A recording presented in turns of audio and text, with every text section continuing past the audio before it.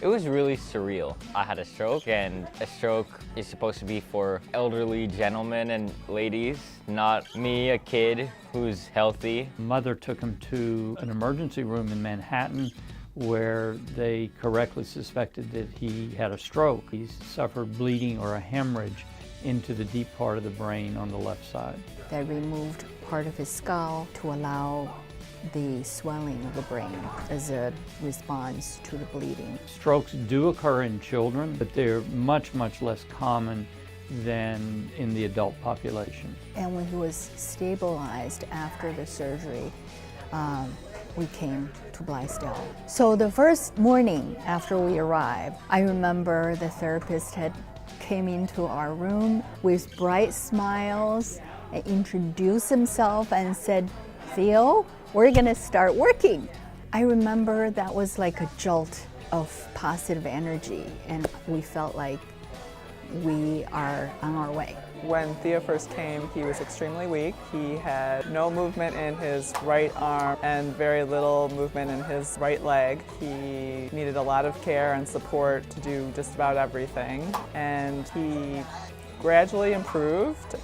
It's incredibly fulfilling to see a young man who struggled with such a really scary diagnosis and disability come through and show his personality and his intelligence and his sense of humor. When he came, he could say yes and no, but often just chose to shake his head. He couldn't read, he couldn't spell, so we've come leaps and bounds. He's now speaking in complete sentences.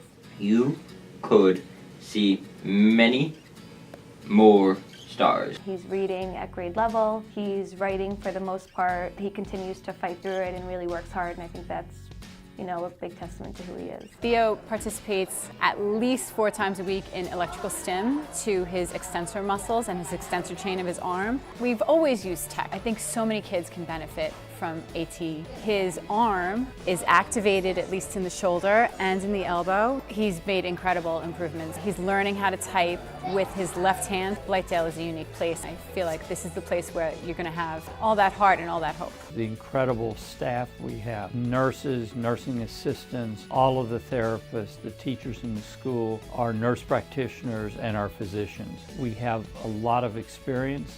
In April last year, 2017, we finally went home, and he was enrolled at the Blythedale school, and then we started coming back for the day therapy. Every children gets the best possible therapies that will help them. Blythedale has a very exciting research department. Theo has been in our study for about a month. That stands for Binding Arm Trainer. It was initially developed for people who had a stroke.